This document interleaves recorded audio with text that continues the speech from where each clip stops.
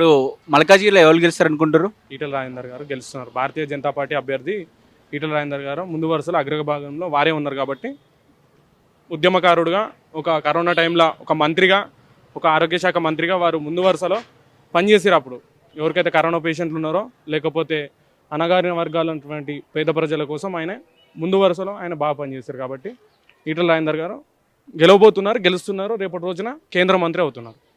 Central government వచ్చేసి చూస్తా అంటే ఎవరు ఉండాలి? రాహుల్ గాంధీ ఉండాలన్నా లేకపోతే మోడీ ఉండాలన్నా?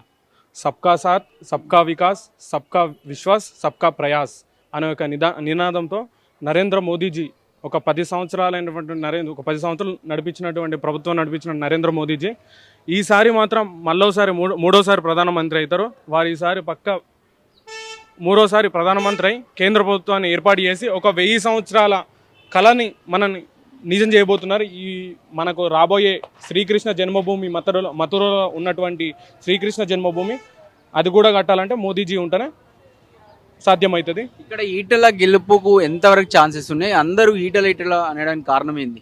100% ఈటల రాజేందర్ గెలుస్తున్నారు. ఎందుకంటే కారణాలు ఏవైనా ఉన్నప్పటికీ ఒక ఉద్యమకారుడు 7 సార్లు ఎమ్మెల్యే గెలిచిండు. ఒక అనుభవం ఉన్న వ్యక్తి ప్రజల కోసం 24 గంటలు అందుబాటులో ఉంటాడు. ఎప్పుడు ఫోన్ చేసినా కానీ తమ్మి ఎట్లున్నారు, అంత మంచిదేనా, అంత బాగాలేకపోతే రండి కలుద్దాం, పని చేసి పెడతా అనే ఆలోచన స్వభావం ఉన్న వ్యక్తి చేస్తారు. ఇదివరకు వారు 7 సార్లు ఎమ్మెల్యే, నాటే జోక్. 7 టైమ్ ఎమ్మెల్యే ఇస్ నాటే జోక్.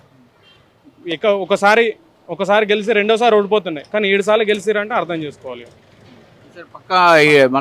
పక్క వారే గెలుస్తున్నారు. వారు గెలిస్తే నిరుద్యోగులకి ఉద్యోగం ఇప్పించడము, పేదల కోసం ఇల్లు లేకపోతే ఇల్లు కట్టియడము, ప్రధానమంత్రి ఆవాస్ యోజన కింద పేదల కోసం ఇల్లు కట్టియడము, లేకపోతే ఉపాధి కల్పించడము, లేకపోతే వివిధ వర్గాలకు చెందినటువంటి అణగారిన వర్గాలకు చెందినటువంటి అందరికీ ప్రతి ఒక్కరికి సహాయం చేసే వ్యక్తి. మాట్లాడుతూ మొన్న మల్కాజ్గిరికి వచ్చి మాట మాట్లాడాడు.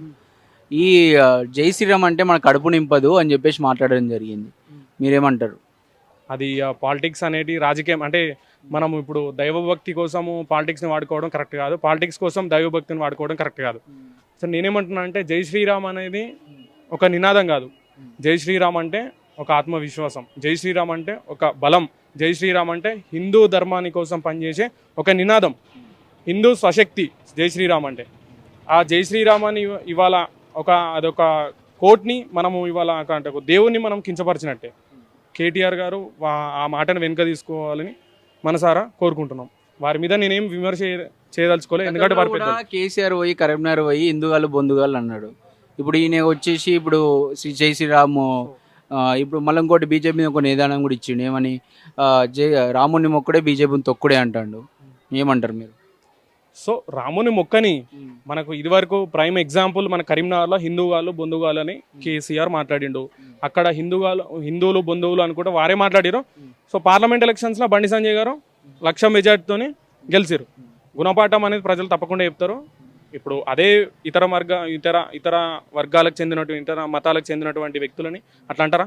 అన్నారు కదా. ఒక హిందువులు అనేటోళ్ళు 100 కోట్ల హిందూ ప్రజల్ని ఇట్లా తిట్టడం కూడా కరెక్ట్ కాదు. ఇట్లా అంటే ఒక సెంటిమెంట్ని రగిలించడం కరెక్ట్ కాదు. ఎవరు కూడా దాన్ని మాటలు కూడా అదుపులో పెట్టుకుంటే చాలా మంచిది. మల్కాజ్గిరిలో ఎవరు గెలిచే అవకాశం ఉందన్న? బీజేపీ ఈటల రాజేందర్. ఎందుకంటే ఇప్పుడు బీఆర్ఎస్ ఏమీ లేదు, ఆయన ఏం పని చేయక కేసీఆర్ పోయిండు. ఆయన కేసిన ఓటు వేస్ట్ అయిపోతుందని ఒకటి కాంగ్రెస్ ఉంది.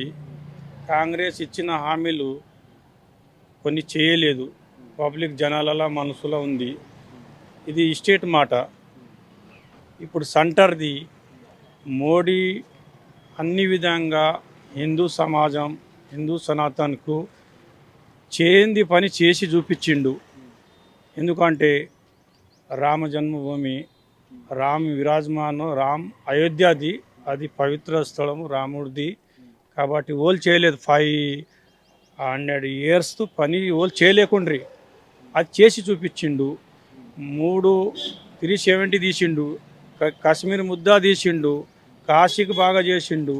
హిందూ సనాతన్కు హిందూ ధర్మ మన హిందుస్థాన్ హిందుతత్వం ఉండాలని మోడీ సర్కార్ ప్రత్యేకంగా మొత్తం పని మనకు సమాజంకు అన్ని విధాలుగా దేవుని గుళ్ళు కానీ రాముని గుడి కానీ కాశీ కానీ అన్నీ ఆయన చేసిన లెక్క ఇప్పుడు వరకు ఏ వ్యక్తి కూడా మనకు చేయలేడు సెంటర్లో.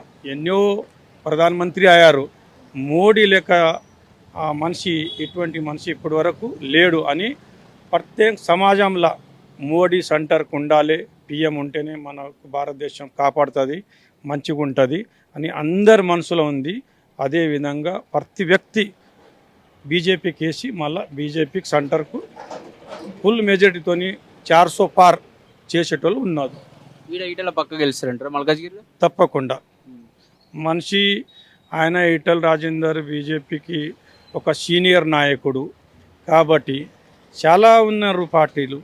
ఇప్పుడు బీజేపీకి వేస్తా అని ప్రతి వ్యక్తికి మనసుల అట్లా అటువంటి ఏ వ్యక్తి కొద్దు సెంటర్ మోదీ ఇది ఓటు మోడీకి వేస్తేనే మనకు ఇక్కడ ఎంపీకి ఈటల రాజేందర్ ఉన్నాడు, ఆయనకి వేద్దాం. బీజేపీకి వేయాలి పూలకు వేరే దానికి వేసేది కొన్ని చాలా మనసుల ఉంది కాబట్టి వాళ్ళు ప్రత్యేకంగా ఇప్పుడు గుళ్ళ కానీ పూజలు, ఇప్పుడు శ్రీరామనవమి వచ్చింది పెద్ద ఎత్తున ఏమంటున్నారు మనకు మోడీనే ఉండాలి. మనకు ఇక్కడ రాజేందర్ బీజేపీకి వ్యక్తి ఉన్నాడు, ఇప్పుడు కొందరు రాజకీయ నాయకులు ఈ పార్టీలకి ఆ పార్టీకి వెళ్ళి ఈ పార్టీకి వెళ్తున్నారు. అట్లా అటువంటి పోయేటోళ్ళ మనిషికి ఈ ఓటేసి వాళ్ళ ప్రాపర్టీ కాపాడుకోవడానికి వాళ్ళ రాజకీయాలు జంప్ అవుతున్నారు. ప్రత్యేకంగా జనాలకు సేవ చేయాలి, వీళ్ళకు మంచి ప్రభుత్వం మనకు స్టేట్కు బాగా చేయాలని లేదు, వాళ్ళకు కాపాడుకోవాలి. వాళ్ళ ప్రాపర్టీస్ గురించి పార్టీలు చేంజ్ చేస్తూ ఉన్నారు కాబట్టి అక్కడ సెంటర్కి మోడీ ఉండాలి. ఇది